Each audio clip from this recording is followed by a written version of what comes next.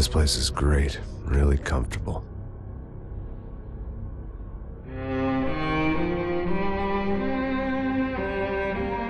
I'm just gonna get settled in. Time to move on. Get on with my life. Yes, absolutely.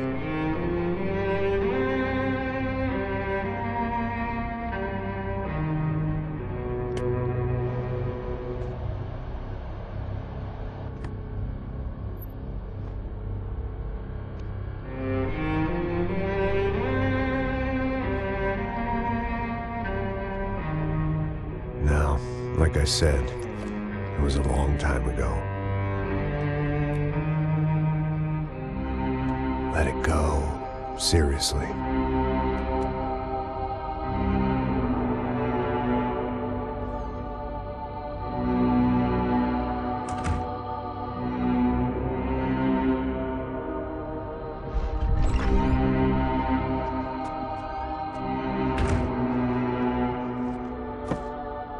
Definitely more my style than Panama, or Hoboken, I guess. No, if I'm honest, I just got kind of bored of boozing. I mean, once in a while, but not all the time. You're right, it wasn't doing me any favors. Maybe I'd lost my self-respect, but it's back. I'm excited, really. I really needed a new start.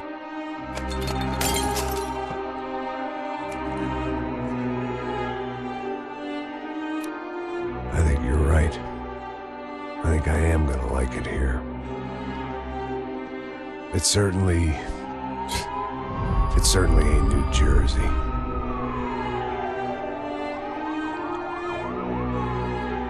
It's my new life.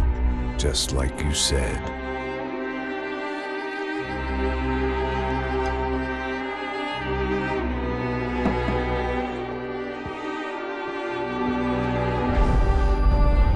Listen, if you think I can still do a job, what have I got to lose? Apart from the weight. Very funny. Ha ha. Yes, that is a fake laugh, you jerk.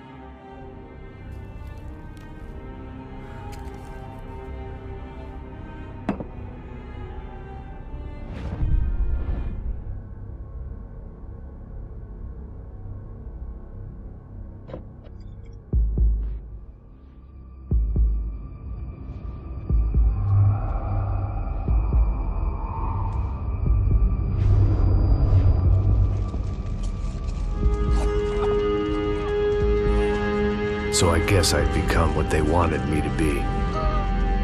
A killer. Some rent-a-clown with a gun who puts holes in other bad guys. Well, that's what they had paid for, so in the end, that's what they got. Say what you want about Americans, but we understand capitalism. You buy yourself a product and you get what you pay for.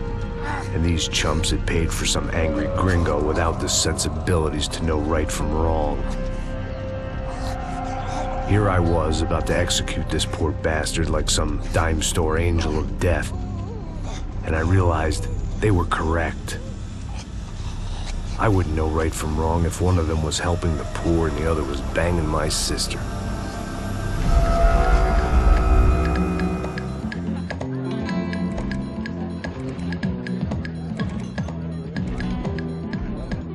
I'd arrived in Sao Paulo a few weeks before.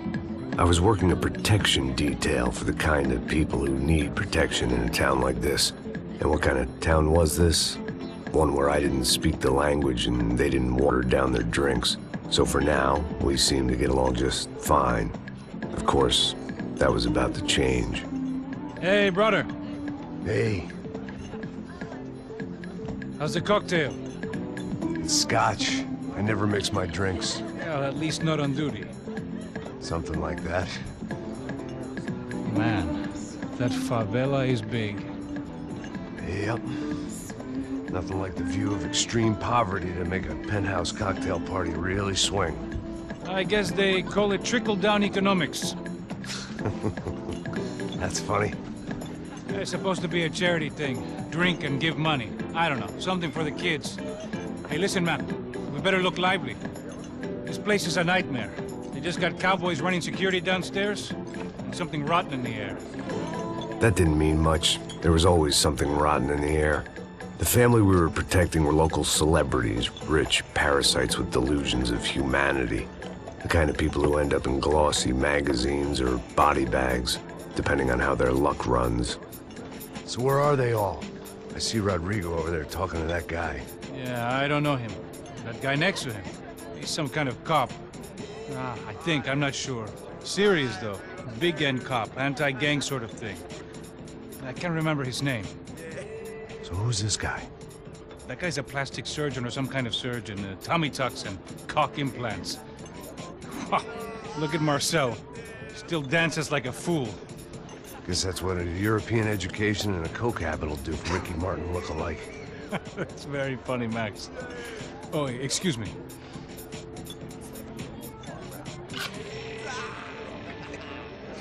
I was mostly working for Rodrigo Branco, a local businessman.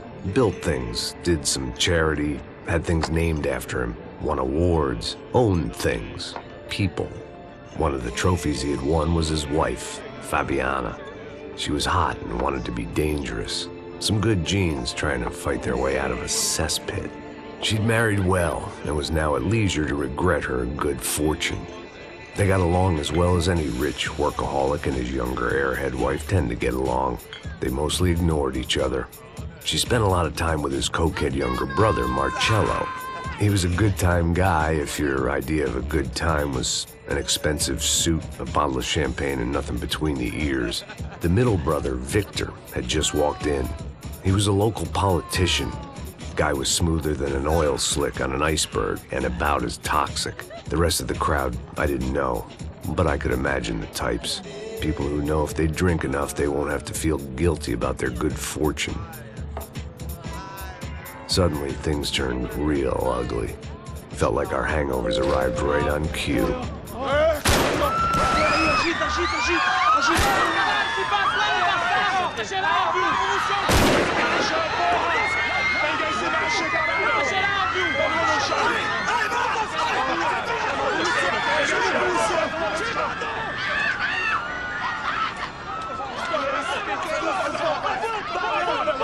Passos! What the hell was that? I don't know what the fuck that was. Let's go. Things had gone from fine to fucked up in about a second, and now there were two idiots at the wheel. Clear. You got this floor? Sure. All right, look after yourself, bro. Stay safe. It wasn't my own safety I was concerned about, trophy wife or not. I'd said I would protect the girl. I hoped I hadn't lost my edge, along with everything else.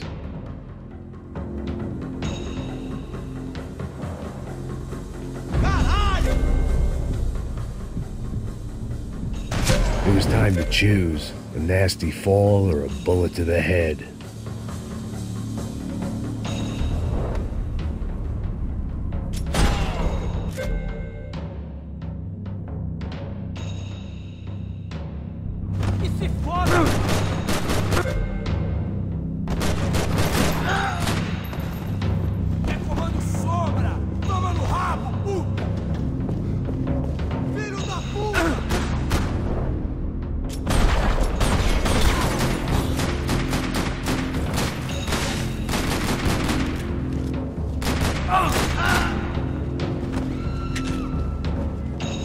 That was the boss lady.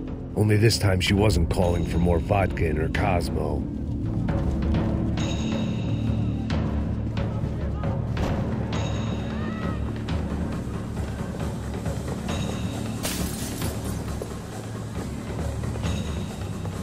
She was out on one of the balconies, and I hoped not about to be thrown off it.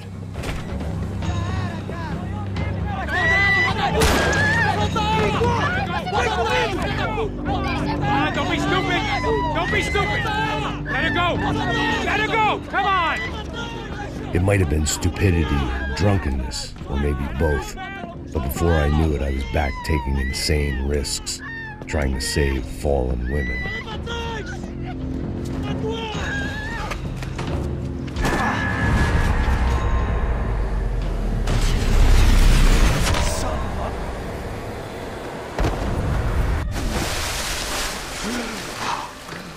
Tranquila!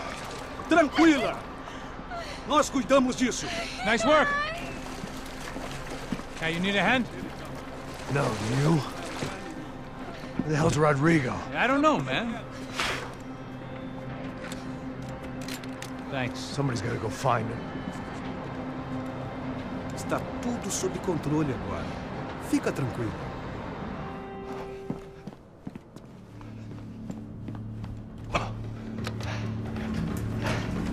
I imagined the elevator doors opening to a firing squad of muzzles. As far as I could see it, the one thing my plan had going was that no one else would be stupid enough to pull this move.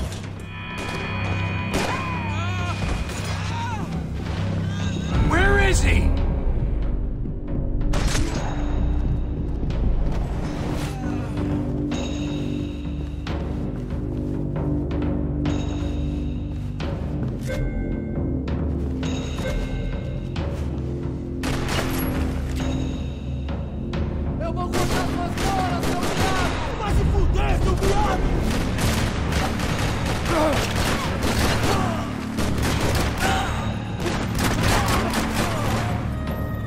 Once Bronco was out the door, all bets were off. I had to keep moving.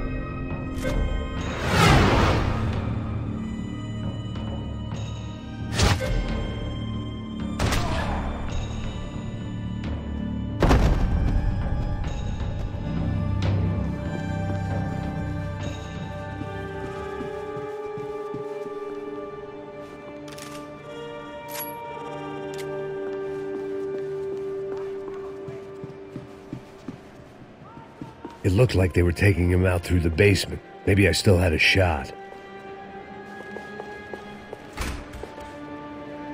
Rodrigo was too rich a prize for them to throw away.